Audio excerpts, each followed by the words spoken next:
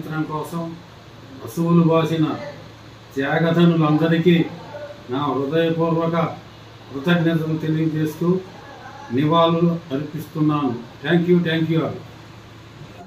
స్వాతంత్రం వచ్చిన తర్వాత 78 సంవత్సరాలు నిండి 79వ వసంతంలోకి అడుగు పెడతా ఉన్నాం.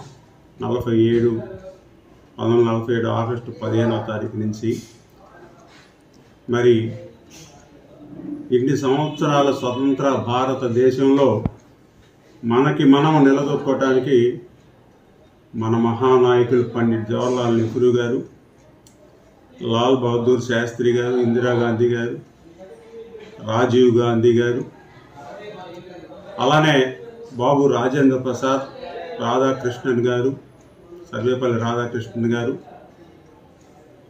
ఫక్రుద్దీన్ ఆలి అహ్మద్, వివి గిరి, సంజీవ్ రెడ్డి గారు, వీళ్ళందరూ కూడా భారతదేశానికి దార్శనికులుగా పనిచేసి భారతదేశానికి స్వాతంత్రం వచ్చిన తర్వాత ఒక ప్రణాళికాబద్ధంగా అనేక మల్టీపర్పస్ ప్రాజెక్టులు కట్టుకొని వ్యవసాయ రంగంలో భారతదేశాన్ని అగ్రగామిలో నిలపటానికి కానివ్వండి, పారిశ్రామిక అభివృద్ధికి కూడా మొదటి 2వ పంచవర్ష ప్రణాళికలోని పారిశ్రామిక అభివృద్ధికి బాటలు వేసి పారిశ్రామికంగా భారతదేశం అభివృద్ధి చెందటానికి కూడా ఈ యొక్క 78 సంవత్సరాల అవిరాళ కృషి దేశ పురోగతికి ఎంతో దోహదం చేస్తూ ఉంది.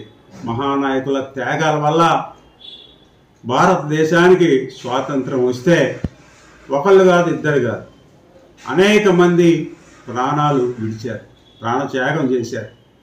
మహాత్మా గాంధీ నాయకత్వంలో క్విట్ ఇండియా మూవ్మెంట్ కానీ స్వాతంత్రం తీసుకొని రావడంలో కానీ మనం మరి అనేక ఉద్యమాలు ప్రశాంతంగా చేసి చివరికి భారతదేశం నుంచి ఇంగ్లీష్ వాళ్ళని తరిమేసి ఆ తర్వాత ఒక మంచి ప్రజాస్వామ్య దేశాన్ని నెలకొల్పి ఈ దేశాన్ని ప్రజాస్వామ్య దేశంగా ప్రపంచంలో ఎలా మనుగడ సాగిస్తుందో చూపించినటువంటి ఘనత భారతదేశ రాజ్యాంగానిది, భారతదేశ నాయకులది. వాళ్ళందరినీ కూడా ఈరోజు మనం స్మరించుకోవాల్సినటువంటి అవసరం ఉన్నది. ఇంత మహత్తర భారతదేశాన్ని, మహాభారతదేశాన్ని మరి లౌకిక భారతదేశం, సెక్యులర్ కంట్రీ, ప్రజాస్వామ్య కంట్రీ ఏ విధంగా నిలబడుతుందో చూపించినటువంటి దేశం మన దేశం. మరి సందర్భంగా నాయకుల త్యాగాలను గుర్తు చేసుకుంటూ నాయకత్వాలకు కూడా ధన్యవాదాలు తెలియజేసుకుంటూ ఇంకా మరి భారతదేశాన్ని అన్ని రంగాల్లో ముందుకు నడిపించేటువంటి శక్తిని భగవంతుడు మనకి ఇవ్వాలని ప్రార్థిస్తూ దేశ ప్రజలందరికీ, మాచర్ల నియోజకవర్గ ప్రజలందరికీ స్వాతంత్ర దినోత్సవ శుభాకాంక్షలు తెలియజేసుకుంటూ ముగిస్తున్నాను.